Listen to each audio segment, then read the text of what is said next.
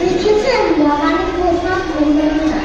ছাগলের কিনা খায়, কিনা বলে পাগলে।